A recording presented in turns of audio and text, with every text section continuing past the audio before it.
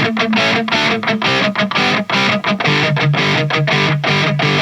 hello there.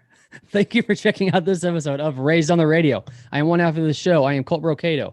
My fully vaccinated friend, Patrick Blair, is in Zoom lane as usual. How are you on the Sunday morning, sir? Fully microchipped, friend, is what you meant to say. Microchip. I like that. Yeah. It's been a while since we podcasted. It's been weird. You called me, or well, I called you the other day, and it was like the first time I'd actually heard your voice in like 3 weeks. Oh, did you miss me? A little bit. It was weird. Well, I mean, you did a lot of like camping and all that white people stuff you like to do. I did. We had holidays.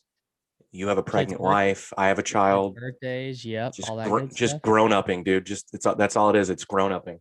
It's not that fun, right? I mean, it's I don't know. It's fine, I guess. I don't feel like a grown up ever. But speaking of vaccinations, yeah, I got my second one yesterday. Okay.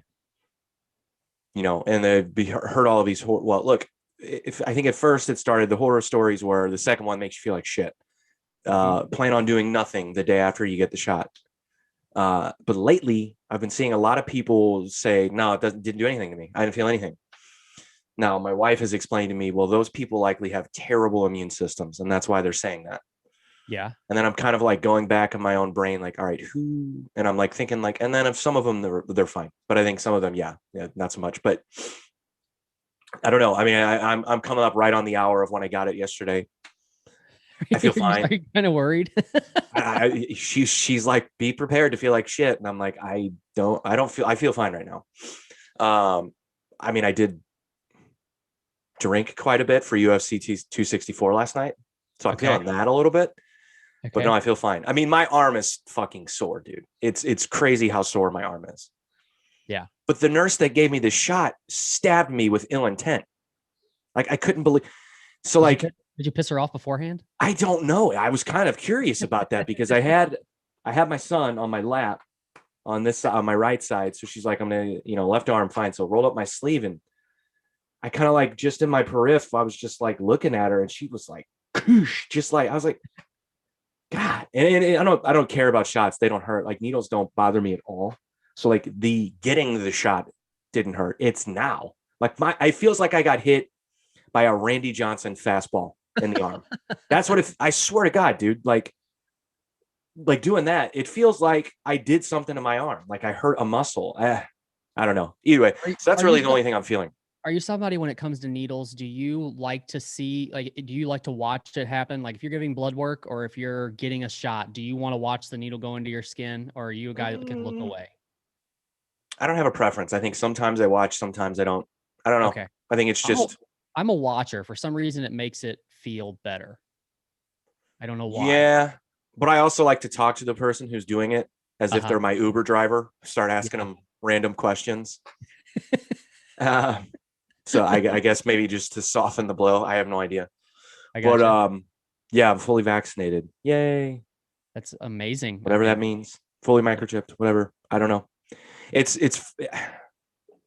I don't want to go down a conspiracy rabbit hole around COVID because, I feel like it's behind us, and I'm kind of like okay with being vaccinated now because to be honest with you, dude, last 2 months I've been doing everything. No mask. I've just been I've been, as they say, living my life. Right. And I haven't really been worried about COVID. Well, I know there's a lot of like different news sources and stuff saying that COVID's on the rise again and stuff like that, but it's a different variant, right? Isn't that what we're facing right now? Well, yeah, there's something new, whatever it's called. And that's the thing. I don't care. I don't. Whatever new thing it is, I don't care. So like, I'm glad you said that, like news sources. So like I subscribe to a few different news outlets and get notifications just because, it's easy to get an email and read a quick story. So like, but lately, every day it's 2 to 3 where I'm getting where it just feels like fear mongering, dude. It's just like, it's on the rise. Don't go to this place. Don't go to this place. Your state is on the rise. There are these hot spots. Get vaccinated. If you don't get vaccinated, this new thing, blah, blah, blah. I'm just like, I don't, at some point you have to go, all right, what do I believe? What do I believe? I had it. Look, I'm okay with my wife's been vaccinated forever, but what episode are we on right now of this show? Oh, good question. 70 something, I think. So I think we talked about my wife being vaccinated on an episode 30 something. So that's how long ago Yeah. she got vaccinated. So like, Uh-huh. and I think the title of the show is I've been microchipped or something like that. But you know, again, I got a 1-year-old.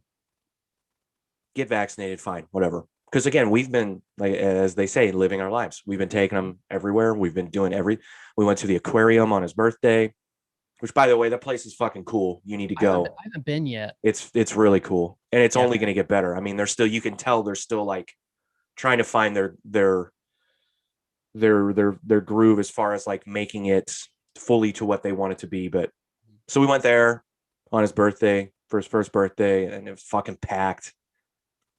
Not a mask in sight. We didn't wear masks.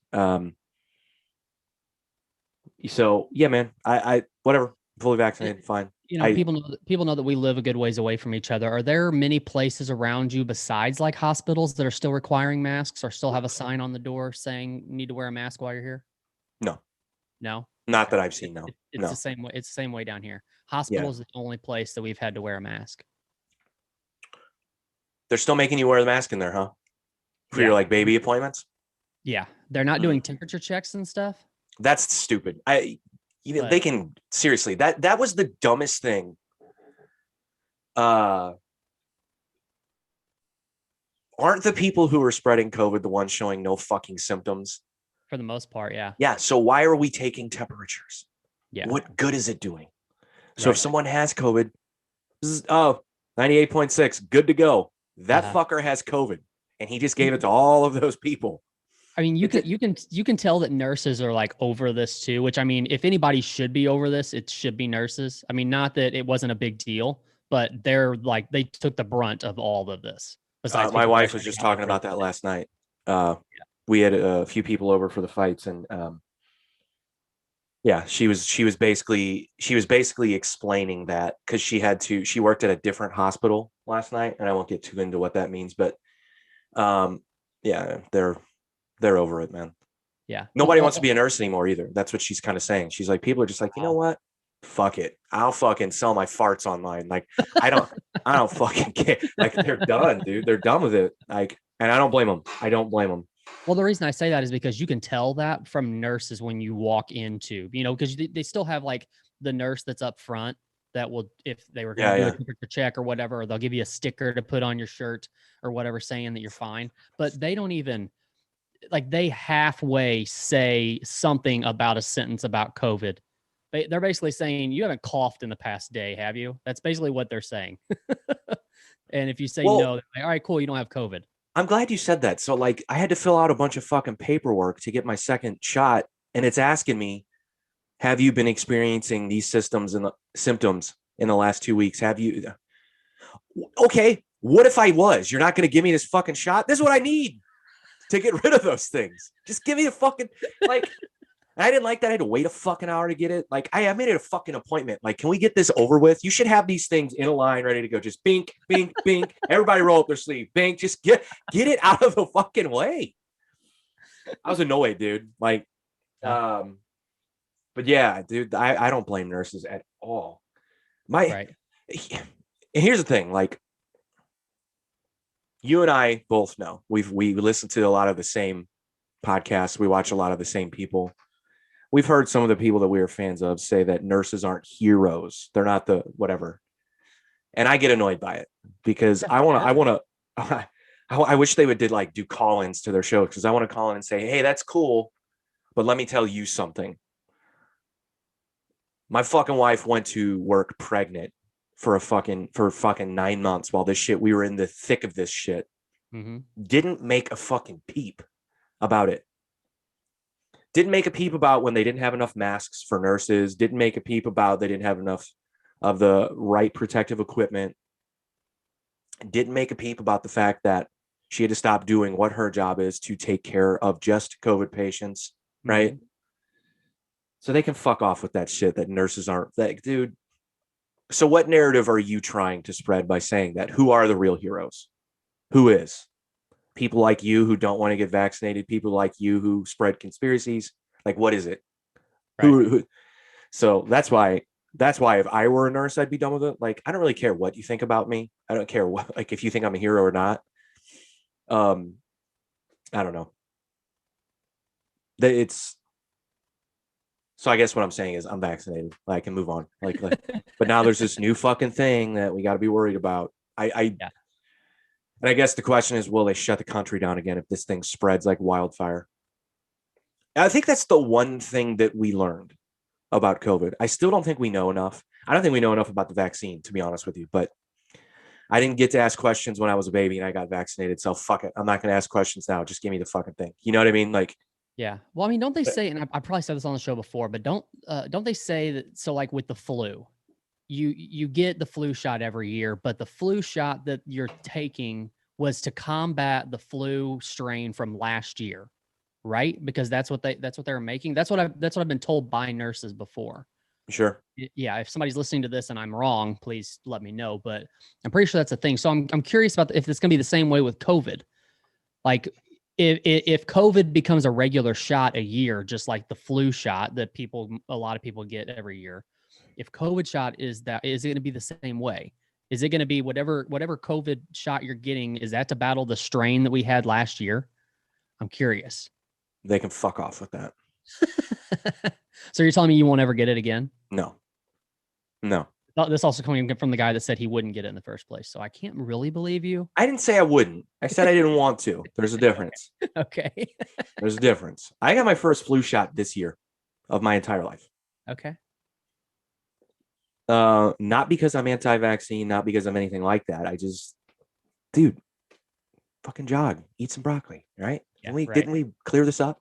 I think my first flu shot, it was either last year or the year before. I only did it for like insurance purposes because it's one of those things where one of those preventative things that you can do to lower your cheating the system. Yeah, but I got the whooping cough vaccine. Did you get that when you were gonna have your son when your wife was pregnant? Did you get the whooping cough vaccine? No, dude. No. No. It's a major thing. Like most doctors, or well, I say most, a lot of doctors recommend that you get the whooping cough vaccine. Wouldn't that have been something that I got as a child? I don't know, but it's something it's like can be detrimental to a newborn if they were to get it. Yeah. But it's also weird because it's mixed in with tetanus. So it's like it's a tetanus shot and a whooping cough vaccine at the same time. Actually, I think there's one other thing in there. It's like a triple shot. None of this makes sense. None of it. It's a bunch of horse shit. I'm sorry. None of it makes sense. Health insurance is a scam. All insurance is a scam. Healthcare is a fucking scam. Whatever. So you're not vaccinated? No, I'm not. Are you taking a stand on this that you're not going to get vaccinated or what? I don't have a preference. Is your wife vaccinated? I'm you like you are. No, she's not. No. That was, and I'm another thing I'm sure we talked about on the show, but that was one of those things where even our baby doctor told us that there's not enough science to back up a pregnant woman getting the vaccine right now. Yeah. Some will say if you get the vaccine, whatever will be passed on to the baby. What's the word I'm looking for? Not sure. Crap. Anyways, whatever the good things are from it will be passed on to the baby, which is a good thing.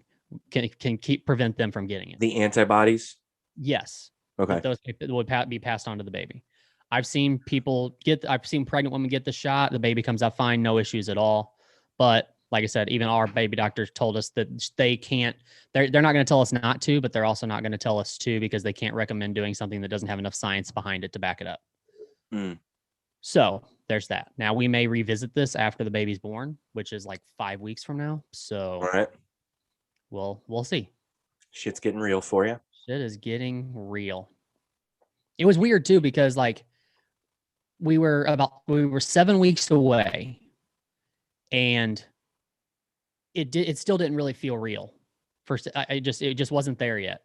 And then the doctor said, well, that's to get you to 40 weeks. But there's a lot of science right now saying that at 39 weeks is actually healthier for the mom and the baby to induce. So now they moved her up a week, and it's Mm. like, and then for some reason that just like hit me right in the face.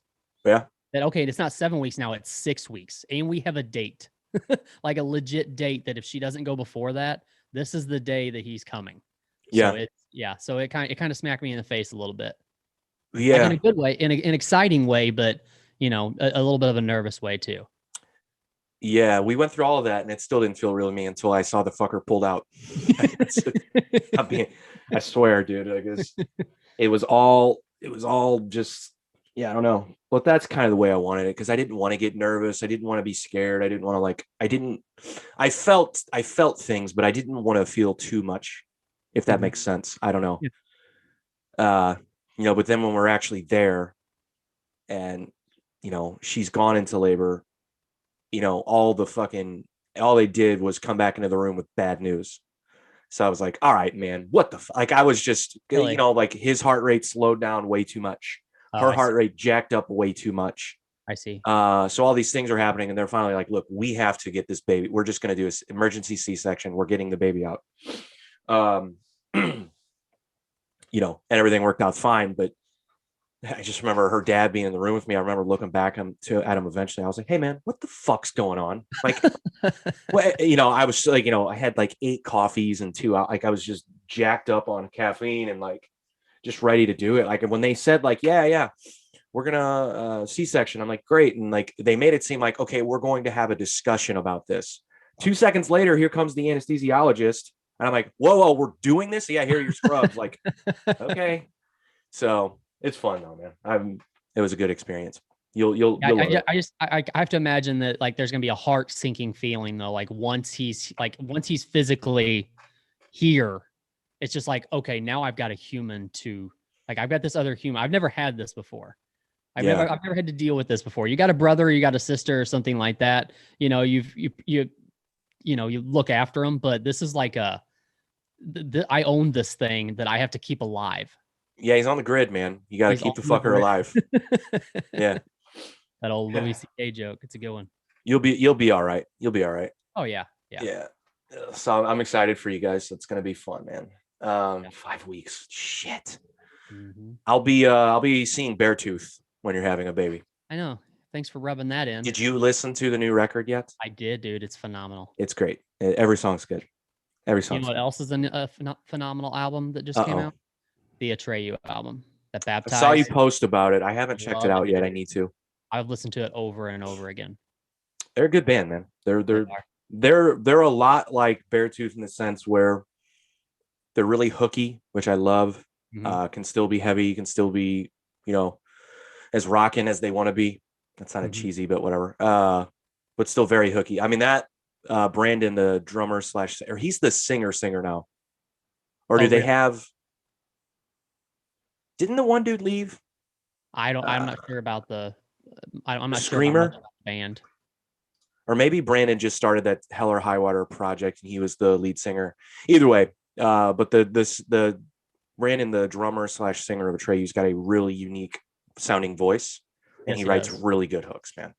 So I'm with you. I gotta check that out. I remember you posting about it, and I made a point to like do it. And so okay, you're saying Hell or High Water? That's another band that this guy with the unique voice you're talking about. It's his side band or side project or something. Yeah, it's really good. Oh, I gotta check it out then. I've never even heard of it. It's more. It's less. I don't know, less like metal core-ish, I guess, that Atreyu you're kind of accustomed to with Atreyu. It's more hard rock. And again, like Atreyu really kind of shifted to hard rock anyway on their last few records. But I don't think that dude, the Screamer's in the band anymore. I think Brandon is I'm on their Wikipedia right now. 2020 to present.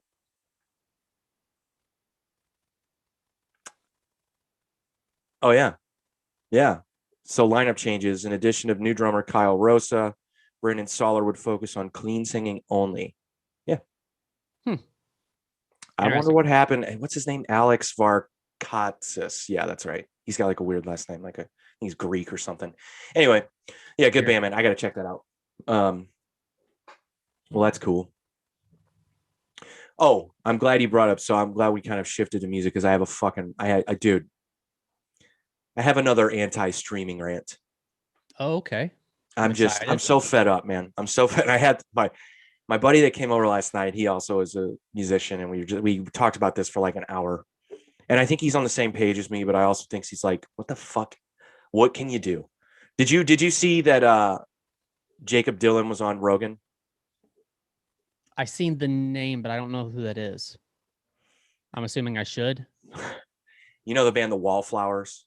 Yes. That's the lead singer. Okay. That's also Bob Dylan's son. I knew that. Okay. Okay. That's why I think that's why I knew the name. I've heard it. I don't know if they talked about it on The Point recently or something like that. But anyways, go ahead. Well, anyway, if you're interested, they had a really long, interesting conversation about Jacob Dylan's take on the music industry and where we are today with streaming and physical sales of things. It's a if you care like I do, like I immediately when I saw that I was like, I know they had to have talked about it, so I listened to the whole episode. Mhm. So if you care like me, check it out. I think his take on it, he had a really interesting take because he was kind of like, look, the people that are complaining about the music industry now, I got news for them. It's always been this way. It's always been this way. Labels are banks and they loan money to the artist. That's what it is. He's like, that's not changing with streaming companies. Streaming companies are banks. You get a little bit of the cut, that type of thing. Like, and he's right. I mean, I don't really have an argument to that. Yeah, but it just the biggest thing is that you don't have the like album sales and stuff as much anymore, right? Like physical copies of No, you album don't. I mean, sales and it's stuff. yeah. I mean, they said they looked it up. Like physical sales of albums is only 6% of the entire spectrum of music now. So that's just so upsetting to me. But Yeah. also, like, I had the question of, well, does that include sales on iTunes? But I'll be honest with you, no one buys music on iTunes anymore. You mean Here's you why. mean you mean sales as far as like buying a full album on iTunes, Or or you buying mean just a song, everything? whatever the case may be. Okay. That's still a Okay. sale, right? Yeah. Yeah. And here's why I know people don't. So, shameless plug here. The Rocky project, I have released a new song recently, and Which will be at the beginning of this episode, by the way. I've already got that planned out. So okay, thank you. go ahead. So like the first song I released, it's doing well. Like it's getting streamed a lot. It's getting a lot of plays. But I also have partnered up with people that I know have good playlists and will share it, and they have followers. Just what you have to do. But I've also worked with these people before with previous bands and stuff. So I know the type of movement they can sort of make. Not huge. I don't have a million fucking streams, but it's significant enough for me to be like, okay, cool. So I released this song and reach out to the same people. And one of the people, they have a YouTube channel that has like 260,000 subscribers, maybe. So they put up the lyric video for the song. And then the day after, I get flooded with messages from people on the project's Facebook page saying, hey, all of your videos on your YouTube page are set to be suitable for kids, which means we can't comment and we can't create playlists, right? But this isn't something you chose. That's that other page, right? So you don't control settings or anything like that. No, this is on the Rocky YouTube page. Oh, okay. Okay. That's what they mean. So I wanted to respond with, yeah, deal with it. Okay. If you want to create a playlist, go buy the song. It's on iTunes. Go buy it. But I didn't. And also, I don't care about your comments. Yeah. I don't care. Why would I care? Also, if a 10-year-old kid wants to listen to the song, I'd rather them be able to listen to it than not. Just so you can leave some snarky, condescending comment on my YouTube page. Yeah. Why do I care about that? Right. It's more beneficial to me, for everyone to be able to hear it than, oh, you get to hear it. No, by the way, you get to just rip it off of YouTube and create a playlist. Fuck off. Yeah. That's what I wanted to say. Yeah. But I just instead replied to all 6 of these people with a thumbs up emoji and just set it to, no, it's not made for kids. Comment away. Steal away. Do what you got to do. Yeah. It's annoying. I get it. I mean, I don't get it because I've never personally been through it, but I can see how it would be annoying. Here's the other thing. So like, this is the first time ever, really, that I've been in total control over the music. Meaning I choose how it gets distributed. I choose where it goes. I get to see the numbers, which it's made me question a lot about some previous projects I've been in as to where the fuck does the money go and why don't we know about it? Yeah. And I get to see just like how it's being streamed, if it's being purchased. Dude, no one's buying music. I've made dick from iTunes. It's just being streamed. Right. And these are repeat streams. I get to see all of that. I got the Spotify page pulled up right now. I get to see who listens to it and how they do it. It's music's fucked. No one's buying music. Yeah. And it's just this is where we're headed. So I'm just gonna have to. We've said it before, and I'm sure we'll say it again. Like, the only way to counterbalance it is to, which is not going to happen, I'm sure, but to raise the amount that artists make off of their streams. Yeah, it's not going to happen. Right. If anything, it's going to become less, I would say. It's nuts. Yeah. I've got nothing left, dude. I'm out of fucking steam on these as far as, what do you do? How do you either don't put it up on Spotify and people don't discover you, or you do and you accept the minuscule amount you'll get from a healthy number of streams.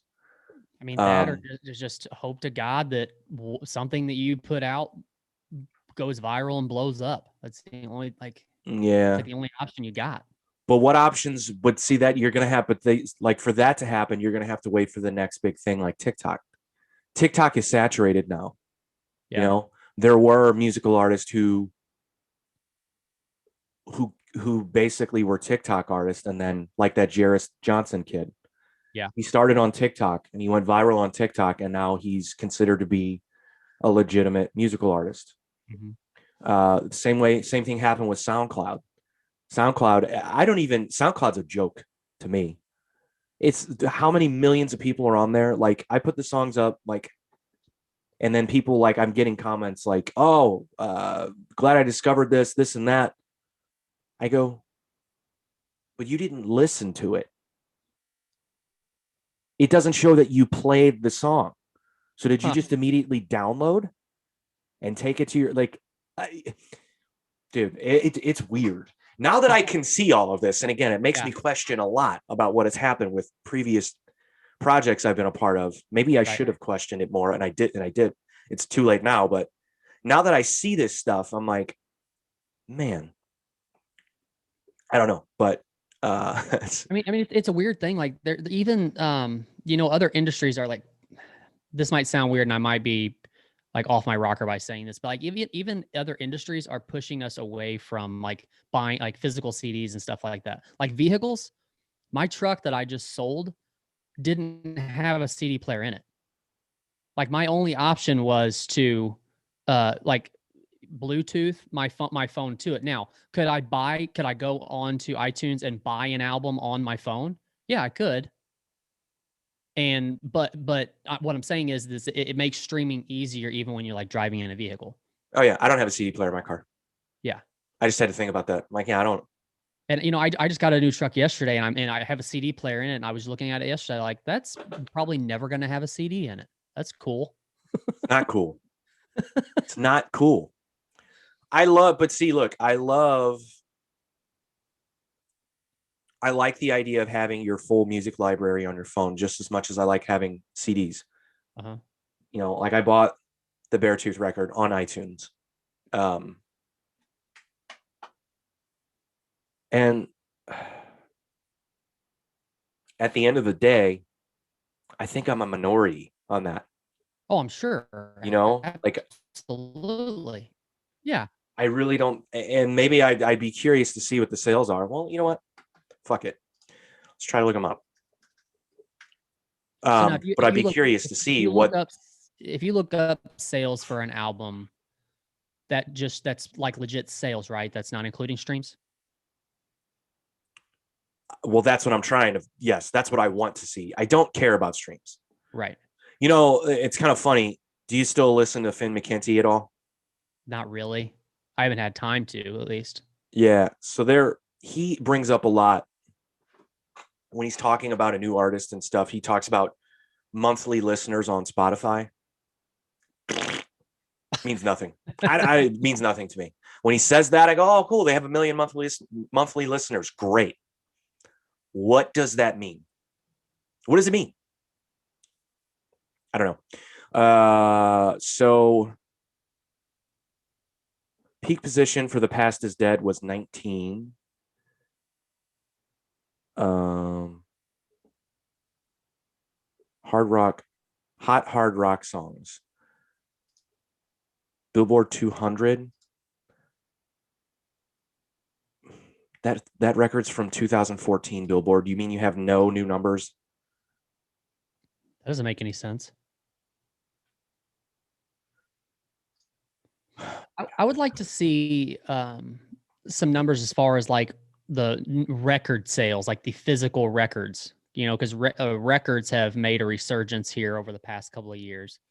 So they talked about that. Jacob Dylan and Joe Rogan talked about that. And the vinyl sales, it's like 2% of that 6% or whatever. Oh, really? Like vinyl will never go away. Uh-huh. Like it'll still be that boutique sort of collector's thing. But yeah, it's never going to. A lot of people have said like, oh, it's going to bring back physical. It hasn't. Yeah. It hasn't, dude. So it says that Below peaked at number 2 on the 9th. Okay. But it doesn't tell me how many records they've sold. Gotcha. I guess that's just impossible to see. I guess we just don't care about that. I guess we don't even report those numbers anymore. Probably not. Well, they have to in some way, because I remember when MGK released his pop punk thing, they talked about like it sold like 140,000 physical in the first week or whatever, which these days is really good. Which, by the way, what was Homeboy wearing last night? Dude, I know. He's off his rocker, dude. He is fully embraced. He's with Megan Fox. Do you think he cares what he looks like? Oh, or what no. think of him? Fuck no, I wouldn't. Other homeboy who was looking really weird last night? Travis Barker? Jared Leto. No, Jared Leto. Was he there? Yeah. Oh. He had this weird suit on with like a blue. Yeah, but he always looks weird. I know, but still. What kind of shirt was Baker Mayfield wearing? Can anyone tell me? I didn't see Baker Mayfield. It was like a Night at the Roxbury shirt. I seen hang on. Was he with the other guys? Wasn't there multiple? Yeah. Last night? Yeah. Okay, maybe I seen the rest of them. I didn't see him. Beartooth Below earns number 1 on US iTunes album sales chart. Wow. Shortly after its midnight release, Beartooth Below reached number 1 on the all-genre US iTunes album sales chart. The album's most immediate competition comes from another red-hot newcomer, Doja Cat, which also dropped at midnight. Olivia Rodrigo's hit Sour currently occupies the number 3 spot, while Gary Allen's new Ruthless occupies the number 4 position. Tyler, the Creator, is number 5. That is impressive to me, that Beartooth is ahead of those artists. So maybe they are. Maybe I'm not the only one. Who was that? The 4th one? Was it Gary Allen? Is that a country artist? I have no idea. I think it is. I know who Doja Cat is. And if you watch her videos, it's like watching porn. I know who Olivia Rodrigo is, and I know who Tyler. I have no idea who Gary Allen is. Okay. Anyway, I guess my rant's over. Like I said, it's just I have nothing left as far as solutions. Do you see a lot of bands doing a lot of, and maybe it's just because I don't see it on my social media, and that's why I think I don't see it at all. But it seems like bands are just like dropping stuff, like without really putting a whole lot of promo behind it. Is that not correct? Do you have an example? I don't know. Well, like this Atreyu album, I seen nothing about this, and I also seen several people on social media saying that they're just they just randomly dropped this. Like it was like somebody like Eminem, I could see doing that. And actually, he did. I think the last one or two, he didn't put any promo behind. It was just he just dropped it, and it just became like an Eminem album overnight, basically. Yeah. Does he really need promo though? He doesn't, but that's what I'm saying. Like, do people need the promo now? Like, do I would. bands need the promo? Yeah. Why? Here's the thing. Yeah. Yes. If I was in it, yes, I do. I'll do it. Gotta do it myself. But yeah. I don't know why you wouldn't. Why a guy like Eminem, I know why he wouldn't, because he seems like a pretentious twat that wouldn't want it. Like he's anti-industry. But like, why wouldn't you? Yeah. Yeah. Are you sure it wasn't promoted?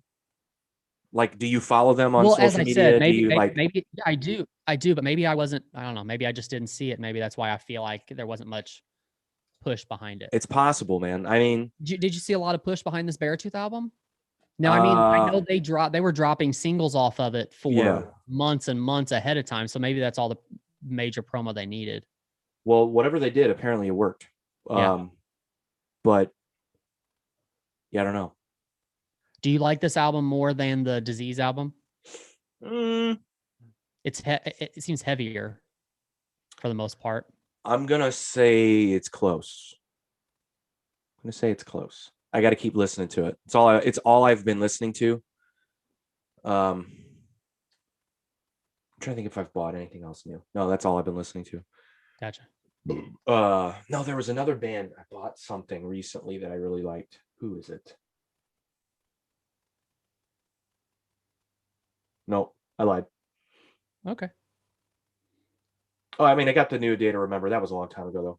That was the last like new full record I bought. I guess Atreyu is going to be next for me. We'll see. Yeah, it's a good one.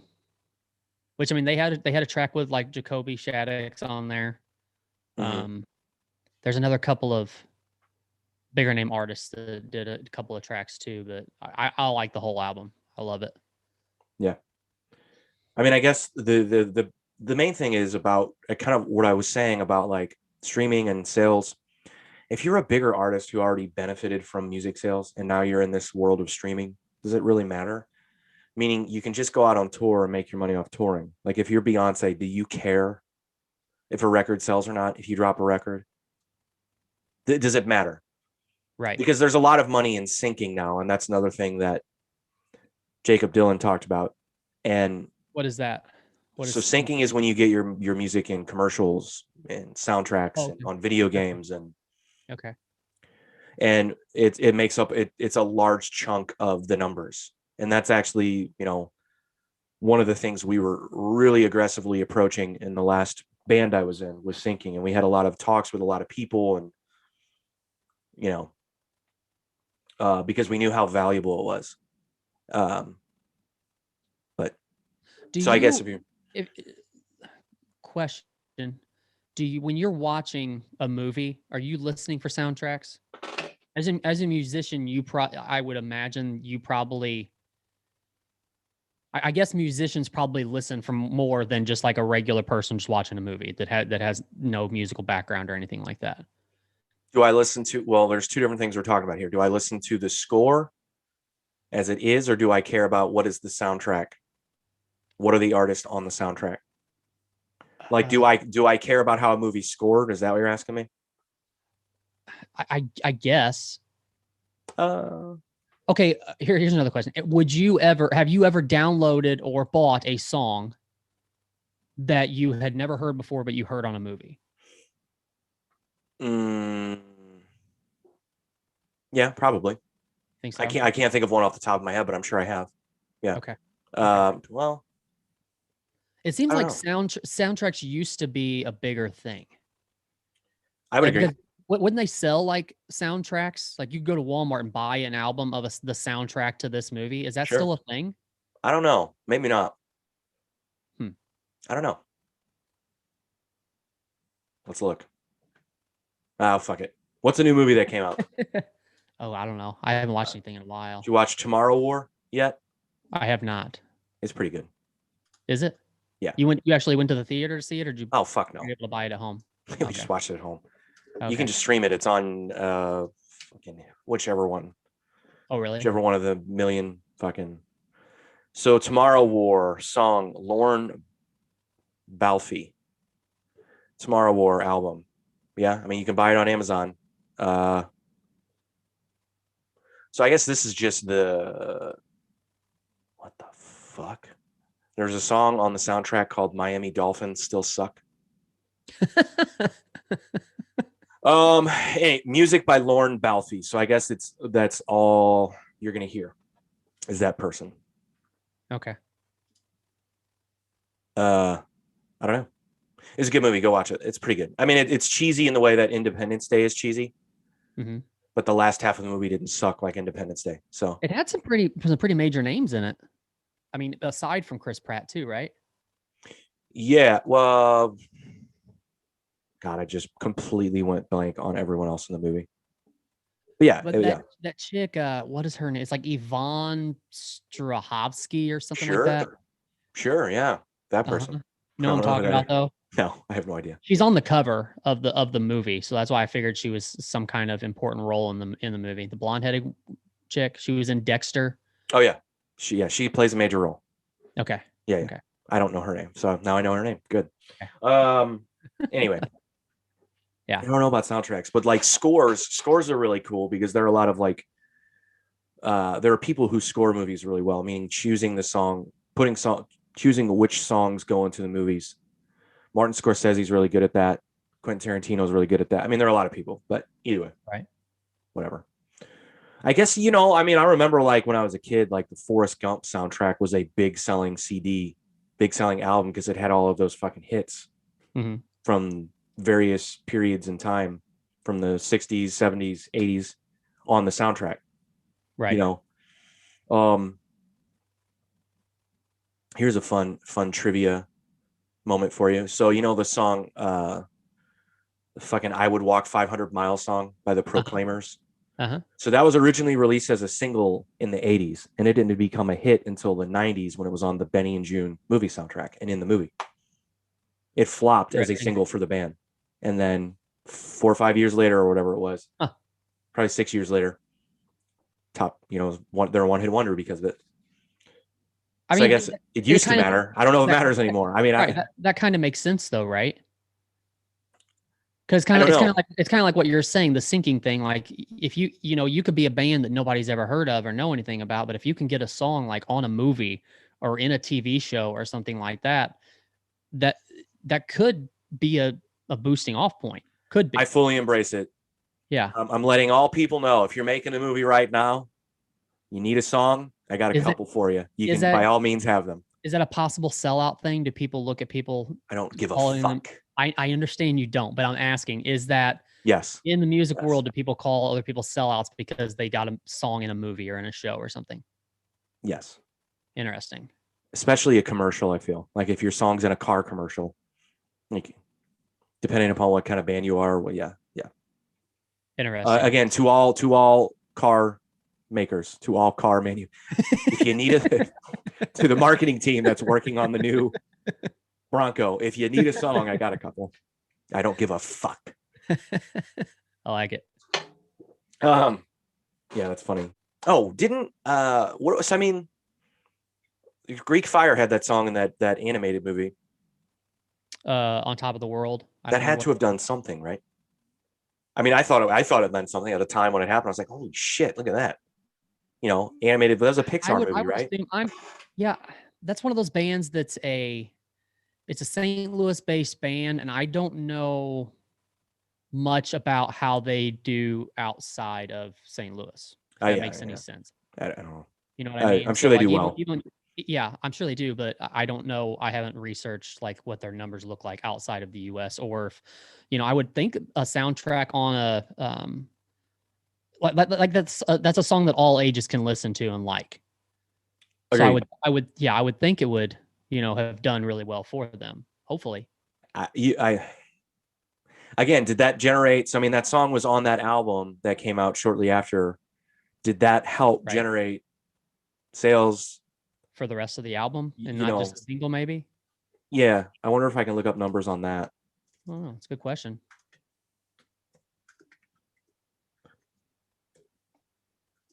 Can't you see if you go on Spotify and look up a song? Can you see how many times it's been streamed? I'm asking such dumb questions for someone who has music out. I know I'm an nothing idiot. about. Here, let's see. Well, look, they have a video. The video. Let's see how many views the video has on YouTube. Yeah, 3 million. Jesus, 3.4 million views. Okay. Okay, so I mean, that's good, right? Is it good in the YouTube universe? I think so. I would love to have 3.4 million views on anything I've ever done. Absolutely. I don't know. Because didn't like what was the stat not too long ago about Linkin Park? Didn't they hit like 1 billion views on in the end YouTube? Hit 1 billion views, which is fucking nuts. Freaking insane, right? But again, like monetarily speaking, I don't know how much that matters anymore. I mean, obviously 1 billion's more than 100,000. Right. But here's a story about it. It doesn't say anything about it. Hold on. I'm just gonna do this. I'm going to foolishly go to Spotify. Because I think Linkin Park set a record on Spotify too. What do you mean? Was it 1 billion streams on Hybrid Theory or something like that? I mean, that wouldn't surprise me in the least bit. Along those lines, I think. God, 1 billion. The thing about that, so how much money is that? That's how much money is that? Well, like $24 maybe? Yeah, right. 1 billion, right? It's a lot of zeros. It is a lot of zeros. What is it supposed to be? 9 zeros, right? I'm an idiot. Yeah, and then what are you doing? Multiplying that by the 0.00 whatever it is. My calculator on my phone won't let me put in 1 billion. Whatever. Who cares? Oh yeah, I was gonna look up Spotify. Does it actually say that? It doesn't say, like, if you're just a listener on Spotify and you look up a song, it doesn't say how many times. Am I crazy? Hold on. How many times what? What are you looking for? Like how many times it's been streamed? Like only the artist can see that, right? Oh, or can you, the listener? Probably. I mean, that would be like listeners being able to see our download numbers on our podcast. You know what I mean? I would think that's a private thing. Is it? No, you can see it. Oh, you can? Huh. Yep. Interesting. It's been streamed 9 million times. It's weird that you said it like that. It almost sounded sarcastic, but it's actually a legit number. Yeah, it's been streamed 9 million times. So that's $35,000. Okay. No, not okay. That's not okay. That should not be okay to anyone. I get it. Fucking hell. What do you want to shift directions a little bit? We talked a little bit about the crowd that was at UFC last night, but I figure we at least need to comb over some of the events that happened at UFC last night. Do we? I was happy to see Greg Hardy get demolished. Yeah, he walked into that, huh? He did. His eye was swollen shut and everything thereafter. Yeah, I said going into it, if this fight doesn't end in a knockout, that would be like the one bet I would make in Vegas to like net some money, because I know like the odds were very, very low, right? Yeah. Tai Tuivasa. How do you Tai Tuivasa? That guy he's fun. He's a fan favorite, and look, if he keeps winning, dude. He is not. I would not make any of the decisions that he made post fight last night. I'm not drinking random people's beer. I'm not drinking out of their shoe that they probably just took off their foot. Who cares? One dude poured hot sauce in a beer. Yeah, that guy's an asshole. The guy that poured hot sauce, you fucking dick. You're an asshole. What a fucking asshole. Like, what if one of those beers was laced with something? Well, I mean, people are assholes. Yeah, laced with hot sauce. What a fucking dick. You know what? I think that's the best outcome Conor McGregor could have hoped for, other than a win. Yeah. breaking his ankle like that, now he has a built-in excuse to get another fight with Poirier, even though I feel like he's getting his ass kicked. I think it's a wrap. Here's what I'm thinking. I think it's retirement. I think this is a good excuse for him to retire. Of course, he was full of rage last night and pissed off about the situation. And, of course, because of the things he was saying, everybody's saying, oh, this was definitely going to happen again. But we got to think about how long he's going to be out. I mean, you're looking at the top 5 in that division. All these guys are still getting better constantly. Conor's looking at least over a year going to be out. He's going to have a rod put in his foot. Yeah. And then the physical therapy that's going to take to get through all that. Now, it's actually pretty incredible. Have you seen the journey of Chris Weidman? He was back up and walking on his foot in like 4 days. Yeah. It's ridiculous. Yeah, I mean, we can completely reconstruct someone's leg, but we can't get a fucking vaccine for COVID. That doesn't make you feel like shit. I feel fine, by the way. I'm 19 minutes past when I got the shot. Feel good. I feel fine. That's awesome. But anyway, so we just have to think about the time frame that it's going to take for him to be able to make it back. You're talking over a year probably to get through physical therapy and to get through all that stuff, then a camp, and then back to. It's hard telling where Poirier is going to be at this point. Yeah, well, yeah, Poirier is fighting for the title. There's no one else should be fighting for that fucking title other than him. Yeah, so right. So that's the best outcome he could have hoped for. Oh, and I had a question about that real quick though. So the headline reads TKO doctor stoppage. Right. Did Herb Dean stop the fight or did the bell ring? Because they both happened simultaneously. If you look at it, it says that it ended at 5 minutes of round 1. Yeah, so I mean so he stopped it. So he did stop it, but they're calling it a TKO by doctor stoppage. Yeah. So what's your thoughts on the post-fight interview with Dustin Poirier? Do you agree with what he said? Which part? Well, I mean everything about how. I mean, do you think he should have taken a different stance? I mean, I know you did say I hope that he gets home safe to his family or whatever, but the stance of he still had the cockiness behind him, and I like it, but I'm a Conor hater. But also he had a point as far as like, I know Conor was like hyping up the fight with the things that he was saying, but he was saying some pretty dark shit. Like what? About like saying he was going to murder him. And like, I know it's just hyping up and it's just the words he was using that makes it sound as bad as it was. I mean, look, at the end of the day, he just, for the second time in a row, beat the UFC's biggest star. Mm-hmm. Say what the fuck you want. I don't care. Yeah, it doesn't bother me. And I like Conor. But it's because I like Conor that I think it's done. Dude, he doesn't need to fight. Right. He didn't need to fight Poirier the first time. He didn't need to fight Khabib. He doesn't need to fight, man. Right.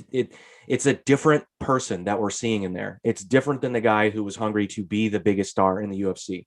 It's not the same guy. It's not the same fighter. He still has the same skills. Also, my wife pointed out, he looks a little bit slow. Didn't he look a little bit slow last night? A little bit. And I don't think that left hand doesn't have as much power behind it anymore. He looks like a different guy. Yeah. And for my wife to say that, who casually watches with me sometimes, she doesn't even watch these all the time with me. Yeah, for her to say that, like in the punching exchanges, he looks slow. And I go, yeah, he does. The precision's still there.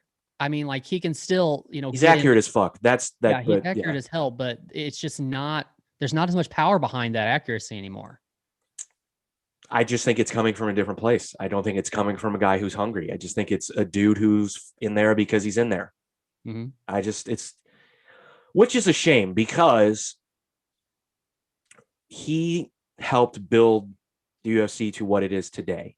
He did. So it only hurts the UFC for their biggest star to kind of look like this mortal person who not only can be beaten, but honestly, mentally wise, he's not there. He's not there. He's not a Kamaru Usman. Right. He's not. Yeah. Not even the same stratosphere mentally. Mm-hmm. Kamaru has gone from the point of wanting to be a champion to becoming a champion and then wanting to hurt the people who are trying to take his title. Yeah. That's a scary thing. Conor's not that guy. And he can say all he wants. I'm going to murder you. You're going to, whatever. It's not. Yeah. It's not coming from the same place. Right. From a guy like Kamaru Usman, or I don't know who's. I mean, I don't know if Izzy's kind of a different person, I think too. But either way, Kamaru's my example. I immediately thought of Kamaru last night when, people were talking about guys not being the same person. Like Kamaru should be the prime example of what every fighter, once you get to the mountaintop, that's how you need to be after you get there. Yeah. Don't relax. Mm-hmm. Right. Get better after you've reached the peak, and Right. I feel like in a lot of ways that's what Dustin Poirier's done. Like he's gotten a lot better. He challenged for the title, albeit he lost. He's shown tremendous heart since then. I mean, he got rocked by Dan Hooker in their fight, and he weathered the storm and then boxed his face off for 5 fucking rounds. And then he just TKO'd the biggest star in UFC history two times in a row. You have to have him fight for a title, first of all. And then second of all, you have to respect the guy, Yeah. Oh, by the way, he's got the most finishes in the lightweight division in history now. Like but yeah, I think if I'm Dustin, I'm like, I don't want to fight that guy again. Who cares? I don't care. Forget I did it this time for the paycheck. I won. Let's move on. And then for Conor, it's retire. Just he might come back for a third Nate fight. That's the only thing I see happening. Yeah. The only thing. Yeah. It's just, I know I've said it before, and I don't know if you agree with me or not, but like Conor has proven, I mean, not that he hasn't, I mean, he proven himself for sure on his rise to what he was at the top of his game. He definitely proved himself, but I think he's also proved what getting inside people's heads before fights can do. He got in Dustin's head before their first fight. Yeah, he got in Dustin's head. Of course, the Aldo fight, the Eddie Alvarez fight. He dominated these people, but a lot of that was getting these guys so pissed off that they weren't on their game when they got inside that cage. Dustin figured out how to get away, like how to block him out of his head. And the press conference before this fight was garbage as far as what Conor was, how he was talking. Yeah, I mean, Conor was my favorite line was Dustin Poirier saying, "You used to be better at this." I think Conor was being Conor, but Dustin also is not a talker like that, and it's not. I mean, the best thing he said when someone asked Conor, like, before the last fight, you were very friendly, and now this fight, you're acting this way, and Dustin Poirier was like, he's got knocked the fuck out. So, like. I mean, he did, but we're talking about a trilogy fight between two very good fighters. I don't think the numbers skyrocketed anymore because of how Conor acted leading into this fight.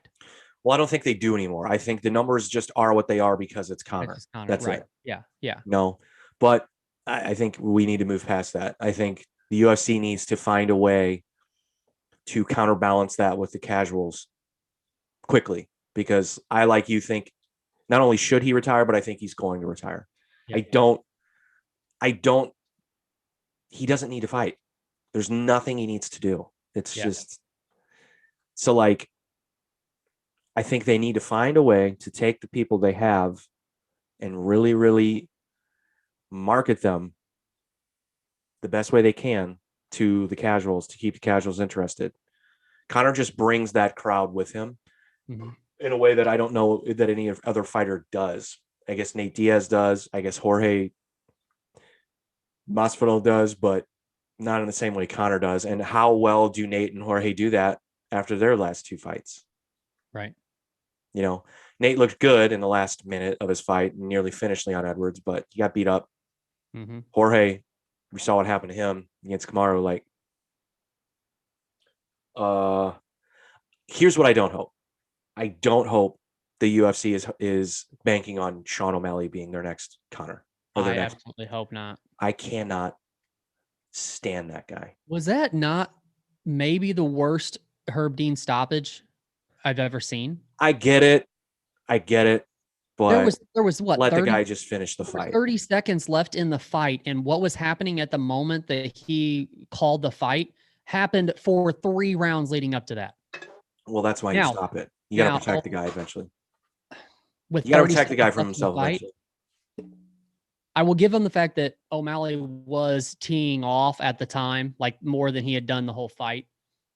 But still, I give that kid props. I mean, I say kid, he's 28 years old. Oh, that guy's But I mean, man, we're gonna be hard pressed to ever see another record of somebody get hit in the face that many times in a fight.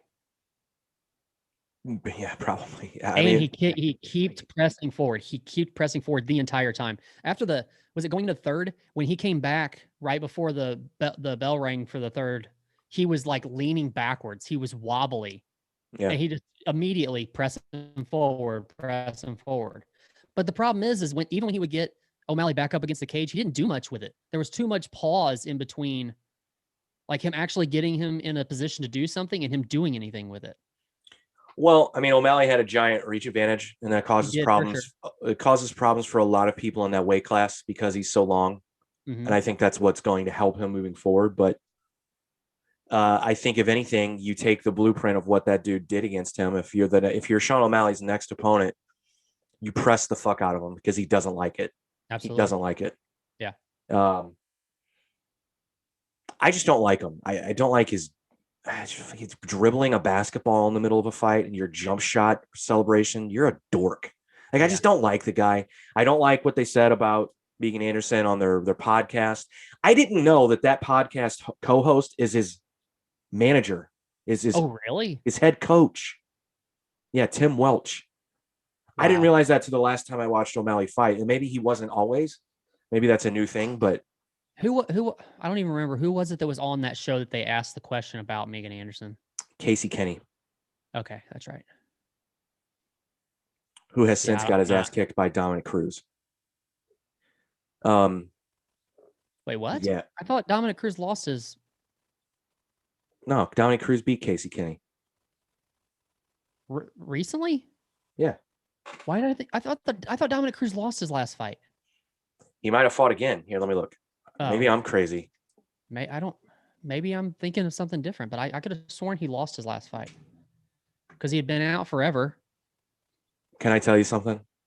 I'm listening. I know it's pissing my wife off that I feel okay right now. I know she's seething because she felt like fucking dog shit. I know it's not making her happy. Let me tell you something though. Karma's a bitch, and as soon as we get off of here, you're probably gonna be. Yeah, probably. But you put bask in this for a little bit. No, he beat Casey Kenny by split decision. Okay. Maybe it was because it went to decision. I thought he lost for some reason. Okay. And I know Casey Kenny's got a fight coming up. So did you Song Yadong? Did you listen at all to Stephen A. Smith on the panel last night? No. I refuse to listen to that guy talk about fighting. Can't do it. So what he did was the tactic you would probably think, because he doesn't know fighting much. He stuck to very vague things. Oh yeah, very surface points about obvious shit. Yeah, he's not gonna be throwing out stats by any means. He's just gonna say, okay, what happened in the last 3 fights that Conor had? We're gonna stick to that, and we're gonna watch the video a couple of times before we go on the air. But he also did the whole Stephen A. Smith thing. He was yelling. He talked the longest out of everybody else on the panel. Who else was there? Bisping. And this is before, right? Well, there was both. There was before and after, I think. Right. Did Michael Bisping want to smack him? No, he seemed all right, but Michael Bisping needs on blood pressure meds or something, man. His whole face and neck was beet red. Really? Yeah, it was kind of worrisome to me, but and then you had Dominic Cruz. Hold on. Did you see that Michael Bisping got punched on Bourbon Street? Yeah, he talked about there's not a video of him being punched, but he had video. There was like a drum circle in the middle of the street, so he was filming, and some little shit came up to him and was like, "Hey, you need to stop filming right now." Michael Bisping's like, "I'm not. No, like, how about no?" Like, and the guy asked him again or said it again, and Bisping's like, "No, fuck off. I'm not turning my phone off." And the dude just hit him, just fucking clocked him in the face. And Michael Bisping said he started laughing in the guy's face. That's funny. Anyway, go ahead. Sorry. Dominic Cruz, you said? Yeah, Dominic Cruz, and then somebody else, but I don't remember who it was. Was it a fighter? No. So you have 2 former champions on a panel with Screaming A. Smith, and Stephen A. Smith is the one talking the most? Yes. Such a disservice to everyone. Which they kicked it. Now I know before they did. I don't remember about the end, but before they kicked it off to Stephen A. Smith first. So I don't know if that was premeditated as far as like not thinking he's going to say a whole lot, and then you let Bisping and Dominic Cruz talk. Right. And no, he definitely talked longer than both of them, and he did it in Stephen A. Smith fashion, getting loud and yelling and bad mouthing Conor McGregor and all that stuff. Basically saying he's retired, he's done, he's on the downhill. These fighters are getting better. He's not, all those things. So he also like took the side of the people against Conor. So, would you expect anything else out of that guy? No. Yeah. Absolutely not. I just hate the fact that they used him, especially it'd be a little different to me if they just used him randomly. But the fact that there was all that controversy around him and that whole Cowboy and Conor situation, and now they actually put him on the panel for a Conor fight because he can talk shit. Still pisses me off. That's why you do it. You don't put him on a panel if it's a Kamaru Usman fight, do you? Fuck no. True. He doesn't know shit about Kamaru Usman. He doesn't know what he's watching. He doesn't. No. You put him on the panel for a Conor fight because Conor's Conor. That's it. Yeah. That's it. I don't have as much problem as like Max Kellerman doing it. And I saw him doing something. I had it on mute and I was listening to music, but because that guy's been a boxing guy forever. But either way. Sean O'Malley, dude. I don't know. It's him and Colby Covington are by far my least favorite. In the UFC. And me and a buddy of mine last night, they were over for the fights and we were talking about Colby Covington. Why is he still sitting at 2? I don't know. He hasn't taken a fight in how long? He's been holding out for that Usman fight again, which he's not getting. The last fight was Tyron Woodley, right? Yeah. Yeah. How long? That was a while ago, man. Yeah, quite a while back. Well, I think Dana said that Covington's next. For who? The title. He said that. On the last pay-per-view, he said that. So that fight with Woodley was in September of last year. So yeah, I mean, it's going to be almost a year. Well, who do you have challenge for the title? Burns again? Dude, I'll tell you what. If there's somebody who has scary hands, it's Gilbert Burns. Watching some of those punches that he threw against Woodley last night, Wonder Boy last night was scary. Yeah, but I think Kamaru says, joke's on you because my jab is scary and I jabbed the fuck out of his face. True. He's a power puncher for sure. I'm kidding. He is scary, but so I guess that's it for Wonder Boy as far as another title shot. Was it Burns that called out? Call out who? Who called out Masvidal last night? I don't remember. Was it Burns? Why the fuck would he do that? Could have been Burns. Well, it was somebody that named like 3 different names. Masvidal was one up. No, it wasn't. Who was it? There wasn't a welterweight whoever fight. It was said that Dominic Cruz. Maybe I'm wrong. Maybe it was somebody else. Somebody was saying that Dominic Cruz was ducking him. I know we're talking about 2 different classes here. But I'm trying to think of who called out 3 different people. So never mind. It's not that big of a deal. I was trying to remember. My bad. Yeah, so I mean the biggest takeaway from that last night, I think, is just Conor's. It's time. It's time, dude. He doesn't need to fight. I know people want to see him because it's Conor, but at what point do you devalue his star power? Like how many losses, how many bad things? I mean, it's consistently getting worse. This is the first time he's lost back-to-back fights in his career. And I don't think he looks the same. I don't think he fights the same. I don't think there's as much behind the left hand. I think he does look slower defensively when he gets in those exchanges. Just everything that he was, he's not anymore. It's fine. It happens. He's not old, but he was number 1 on the Forbes list for athletes in 2020. He fought once. Right. So, I mean, Right. think about it this way. Like if Tom Brady were up there in the top 5 on the Forbes list, he played 16 games. He didn't play one. Yeah. He fought once. He did one time. He participated in the sport that he competes in. Everything, the Yeah. money's coming from other places. Like, he's a businessman, dude. He's not. That'd be like Cristiano Ronaldo playing one game. Right. So, are you gonna watch the Euro final today? No. Okay, I'm alone on this one, I guess. I'm excited. It's gonna be fun. Yeah. Anyway, Well, we're a little over an hour here. What do you think? Ready to call it? I had a few extra things, but I think we didn't really get into the topics that I have. So, well, let me just ask you this. We can make it quick. We don't have to get into a whole thing. okay.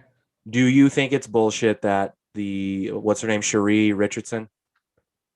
What's her Robinson? What's her last name? Fuck, I'm an asshole. Not Cherie. It's not Cherie though, right? It's yeah, it is. Is it sure? No, are you sure? Yeah. No, it's Sha'Carri. Sorry. Sha'Carri Richardson. Do I think it's bullshit? Yeah. So do you think it's bullshit that A, she was suspended, and then B, she would have had the opportunity to be on the relay team because the amount of time would have surpassed that she was no longer suspended? Do you think it's bullshit that she was not included? Because, well, she got bumped for people below her. Here's the deal. I have mixed feelings. Okay. By my standards and my morals, I think this is all bullshit. Weed is not an enhancer, like a physical enhancer. Are you sure about that though? The only way it could be is like don't they say that weed can help with like inflammation and things like that? It can. And there are some people who can be incredibly focused. Okay. So I'm not saying it is. I know what you're saying. So the other side of that is it is a rule and she broke it, regardless if you believe what the rule is or not. Yeah. It's still the rule and you still did it to yourself. Yeah. So I'm opposed. I'm opposed to it. And if there were people below you that still deserve it and still deserve the shot, and you broke the rule, no matter how shitty the rule is, then yeah, you kind of did it to yourself. But it's a weird precedent to set when you schedule a punishment. She serves the punishment, but then she's still being punished after the allotted punishment. That's a weird thing too. That's a weird sort of thing. I'm just talking societally speaking. Yeah, I get it. That we're conveying here. It's like, well, you were punished because you broke a rule. You've served your punishment, but we're still not going to let you do what you do. That's essentially what's happened here. When you break it down to brass tacks, that's what's going on, right? And clearly she would make that relay team better. She's one of the fastest people in the world. Yeah, right. So she's still being punished. So that's my problem with it. I agree. You broke the rule. You knew what the rule was. I wonder, and maybe not, and I'm just thinking about this, but I wonder if they're even though she served the punishment and she still could run, they're booting her out. And I wonder if they're doing that because they think that's what will make this whole story die down and go away. If they boot her, then we have another 4 years of not talking about this anymore. It's over with, right? Okay. But if they don't and they keep her on there, it's still a story. It's still a headline. And maybe they don't want to have it anymore. Maybe they want to get it over with. Yeah, I would agree with that. I don't know if that's a thing or not, but I'm sure there's a long time and it's easy to forget about things. I'm sure that's part of it. Yeah. Yeah. But my whole thing is, again, like well, I don't know. Why have a punishment if we're not going to stick to it? You know what I mean? I don't. True. Yeah. There's also the thing, and I'm sorry to do this, but people are asking the question,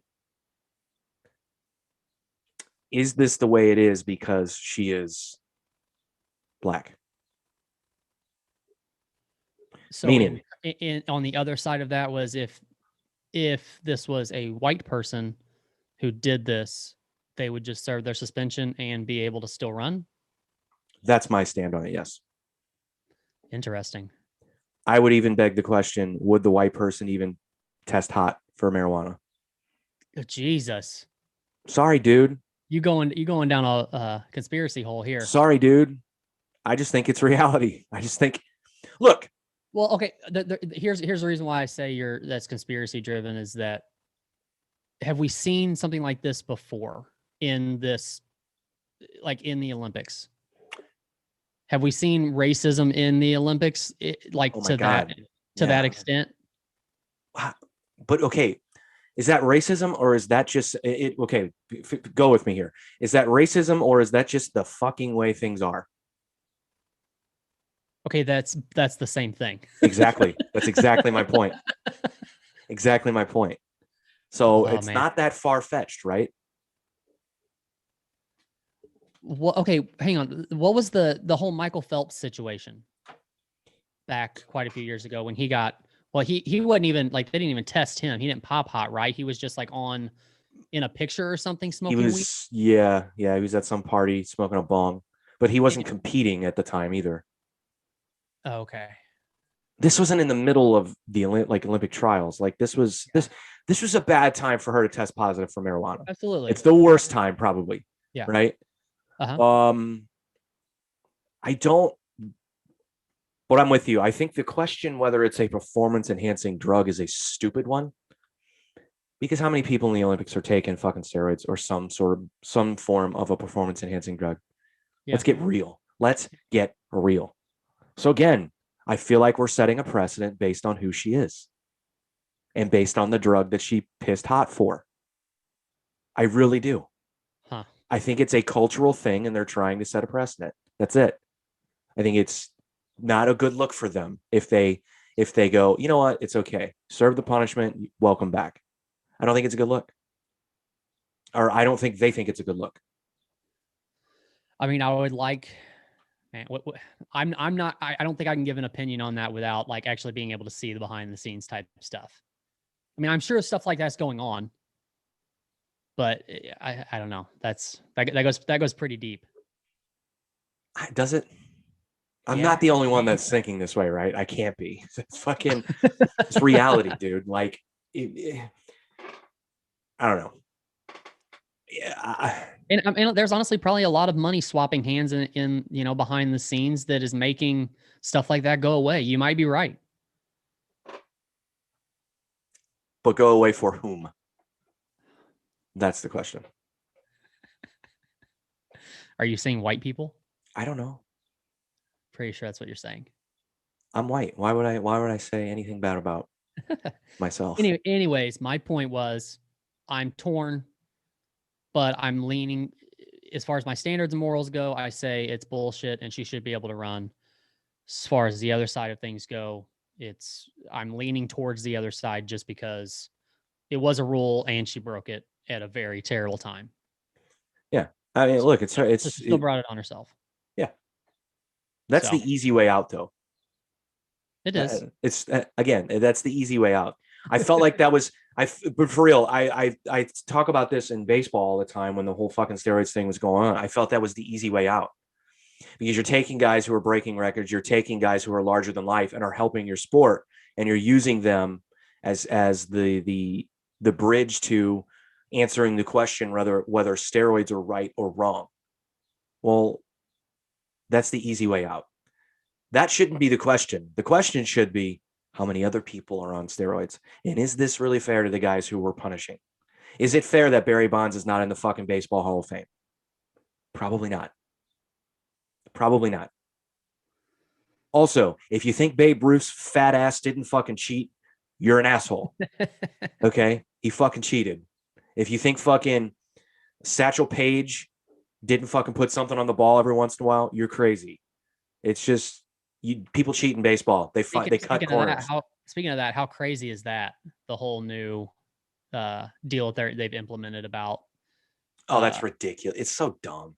Yeah. It won't be as extreme as it is right now. It's just because it's new and they needed something to, it's stupid. It's dumb. That or they're just trying to like attack it full force to make people nervous enough to, if they are doing anything, they won't. Yeah. Yeah. Did I ever tell you the story of when I was in a bar in Michigan? And So. and these two ladies were arguing about whether the Astros should be stripped of their World Series title because of that whole cheating scandal. Did I ever tell you this story? Yeah, actually, I think so. You were sitting in a bar. Go ahead and tell it again though, because I forgot. So I'm sitting there, and these ladies they've had a few, so they're loud, and they're having the one lady's like, I think they should be stripped of the World Series title because they're cheaters, and the other lady was like, I think it's okay. I don't think they, So they asked the bartender, and I'm only 6 feet away. I'm like, please don't ask me. Please don't ask me. Like, I'm just thinking of my, like, please don't ask me. You're not going to like my answer. And then, so they go, hey, and so I'm like, yeah. And they go, do you think they should be stripped? I go, absolutely not. And the lady got all pissed off. She's like, why? I'm like, well, how many other people were cheating? We don't know, but people were. So no, they shouldn't be stripped. That's it. Other people were cheating. They weren't the only team. Right. They weren't the only team cheating. They weren't. So right. I feel like it was a level playing field. That's an insane thing too, when you think about like how big baseball organizations are and stuff like that, and how often players get traded from one team to another, and coaches move around and managers move around and stuff like that. And to think that stuff like that, those kinds of cheating, aren't getting talked about in other organizations. Like if you're in one organization and cheating is going on, and then you get moved to another organization, that you're just going to keep your mouth shut, that nothing ever happened. When there's that many moving parts, though, that's crazy. Yes, they all know. Or they're all doing it, so you just don't say anything about it. There's a common bond amongst teams, amongst management, amongst the organization. You don't talk about it because they know everyone's trying it. Not every player, but every team has some players that are trying it. Minor league, major league. Dude, look, people have been trying to cheat in baseball since the beginning of the sport because you know why?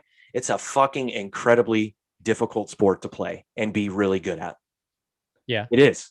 It's fucking hard. You got to find a way to cut corners sometimes. That's it. So everyone it's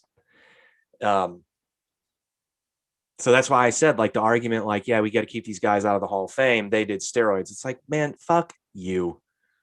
Right. How many pitchers that Barry Bonds faced during that, over 700 home runs he hit, how many of them were cheating? And Barry Bonds just happened to be better that day. Yeah. I'd venture to say hundreds. I'm sorry. Call me crazy. I don't like Barry Bonds as a dude. I think he's an asshole. But fucking he should be in the he should be in the Baseball Hall of Fame. I know people don't care about this as much. I'm a giant baseball fan, so I don't really care. But he should be. He's one of the greatest players of all time. Pete Rose is one of the greatest players of all time. Him not being in the Hall of Fame because he may or may not have bet on games that he managed or played in is still kind of silly to me. What's the problem with him betting on himself? Is there a standard in MMA about that? What do you mean? Like, can you bet on yourself? Or if you're a coach, can you bet on your no, your fighter? I think that would be highly unethical. I don't know though. I don't know if it's illegal. I don't know. That's a good Google. I'm not going to do it now though, because I'm sure it's going to take me a while. Maybe for the next show. That would be interesting though. But I don't understand why not. If you believe your fighter's going to win, why not bet? But why? Yeah, why would it be? I don't know. I mean, I understand how it could be unethical, but why? I mean, you're still taking a chance on losing. Sure. Unless you have inside information about the other fighter. They do. That's the problem. Okay. They do. So that's the issue with Pete Rose, or that people always say. It's like, well, I don't have any problem on him betting on himself to win. But what if he bets on himself to lose? Now, what are you doing to lose that game? Right. You're throwing the game. Okay. That makes sense. I get that. But how many times did he bet on himself to lose? The motherfucker's the hits leader. Like he didn't seem to play that bad that often. So like, what was he really doing? I don't Yeah. know. Maybe these are silly arguments I'm making, but cheating's, I'm not saying cheating's good. I'm not condoning cheating, but There's more than just a couple of people doing it. as a lifelong baseball fan, it's common that there is cheating. It just is. So, but if you're in an organization, you have to do you can't do anything about it at all, and nobody gets in trouble for anything, or you have to set a precedent with somebody, and that's what they've done. yeah. Which is But again, better. Which is better look on the organization to actually try to do something about it, like they are, versus not doing anything about it and it coming out and then finding out that the organization knew about it the whole time.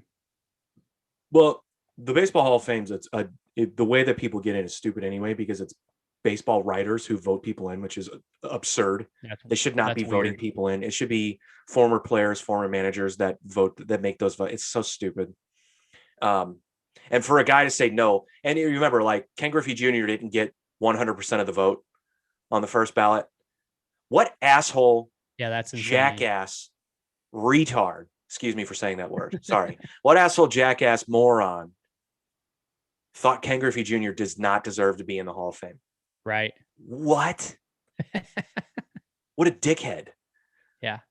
And that's why it's different with this runner. You know, she's not dealing with writers. She's dealing with the committee who makes these decisions. But I don't know. I question whether those decisions have been based the right way. We'll see. Whatever. I'll quit with that argument. It's clearly making you uncomfortable. No, I'm good. I just it's an interesting thought. It didn't cross your mind one time. No, it didn't. Really? Yeah. Okay. Now that doesn't mean that you're in the minority.